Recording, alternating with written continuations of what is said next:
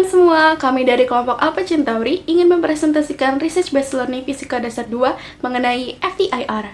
Sebelumnya perkenalkan, saya Dini Febriana, NIM 119120062. Perkenalkan, nama saya Juli Mulyanto, NIM 119160052.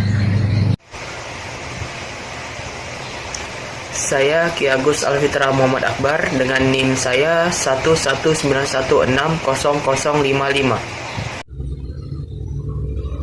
Perkenalkan, saya Muhammad Iqbal dengan NIM saya 119210003. Perkenalkan, nama saya Muhammad Rafli Ardika, NIM 119210014. Perkenalkan, nama saya Supriyono, NIM 1194043. Fourier Transform Infrared atau yang disingkat dengan FTIR ini merupakan spektrofotometer inframerah. Dasar pemikiran spektrofotometer Fourier Transform Infrared adalah dari persamaan gelombang yang dirumuskan oleh Jean-Baptiste Joseph Fourier, yaitu seorang ahli matematika dari Prancis. Nah, dari persamaan Fourier tersebut, intensitas gelombang dapat digambarkan sebagai daerah waktu atau daerah frekuensi. Perubahan gambaran intensitas gelombang radiasi elektromagnetik dari daerah waktu ke daerah frekuensi atau sebaliknya, itulah yang disebut dengan transformasi Fourier atau Fourier transform. Dan biasanya, kita dapat menjumpai alat ini di laboratorium. FTIR adalah salah satu alat atau suatu instrumen yang dapat digunakan untuk mendeteksi gugus fungsi, mengidentifikasi senyawa, dan menganalisis campuran dari sampel yang dianalisis tanpa merusak sampel. Prinsip kerja FTIR adalah interaksi antara energi dan materi.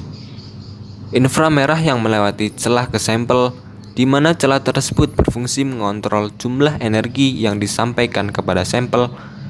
Kemudian beberapa inframerah diserap oleh sampel, dan yang lainnya ditransmisikan melalui permukaan sampel. Sehingga sinar inframerah lolos ke detektor, dan sinyal yang terukur kemudian dikirim ke komputer, dan direkam dalam bentuk puncak-puncak atau grafik yang berbentuk garis. FTIR itu sendiri terdiri dari 5 bagian utama, yaitu diantaranya yang pertama ada sumber sinar yang terbuat dari filamen nurse atau global yang dipanaskan menggunakan listrik hingga 1000 sampai 1800 derajat Celcius.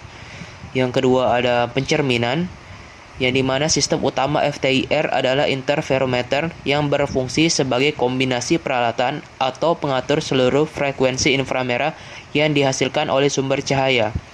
Interferometer itu sendiri terdiri dari 3 komponen, yaitu lensa statik, yang kedua lensa dinamis, dan yang ketiga beam splitter. Yang ketiga ada daerah cuplikan. Daerah cuplikan ini adalah daerah di mana berkas acuan dan cuplikan masuk ke dalam daerah cuplikan dan masing-masing menembus sel acuan dan cuplikan secara bersesuaian. Yang keempat ada detektor. Detektor berfungsi untuk mendeteksi sinar inframerah atau energi pancaran yang lewat akibat panas yang ditimbulkan. Detektor yang sering digunakan adalah termokopel, sel Golay, dan balometer. Ketiga detektor bekerja berdasarkan efek pemanas yang ditimbulkan oleh sinar infrared.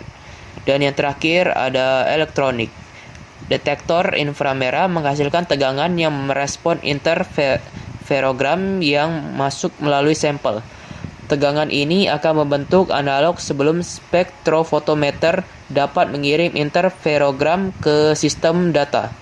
Maka sinyal harus dikonversi dari bentuk analog ke bentuk digital.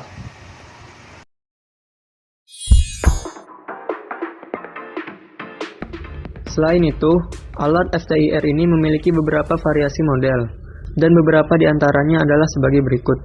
1. Alpha 2. Alpha 2 merupakan jenis alat FTIR yang dilengkapi dengan teknologi touch panel PC terintegrasi dan software intuitif, Opus Touch yang menyebabkan Alpha 2 memiliki performa yang cepat dan optimal. Selain itu, Alpha 2 juga memiliki desain yang kompak dan kokoh, membuat Alpha 2 sangat cocok untuk dijadikan alat yang digunakan untuk analisis rutin.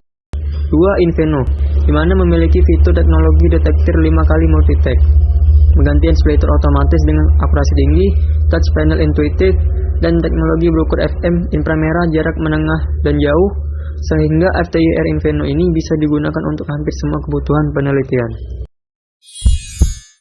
Petir itu sendiri merupakan salah satu alat yang memungkinkan untuk dikembangkan, karena sangat efisien dan memiliki proses yang cukup sederhana. Metode analisis ini juga tidak memerlukan preparasi sampel yang rumit. Baik sampel berbentuk padatan maupun cairan bisa langsung dianalisis untuk menghasilkan spektrum serta dapat mengukur intensitas pada berbagai panjang gelombang secara serempak. Adapun dari kelemahan metode ini adalah tidak dapat mengidentifikasikan jenis dan kandungan masing-masing komponen asam lemak dari suatu sampel secara pasti. Oleh karena itu, FTIR juga perlu ditunjang oleh hasil analisis GC-MS, terutama untuk menentukan komposisi asam lemak manakah yang paling dominan dari suatu sampel. Sekian video penjelasan dari kami, semoga dapat bermanfaat. Terima kasih telah menonton, jangan lupa like, komen, dan share ya.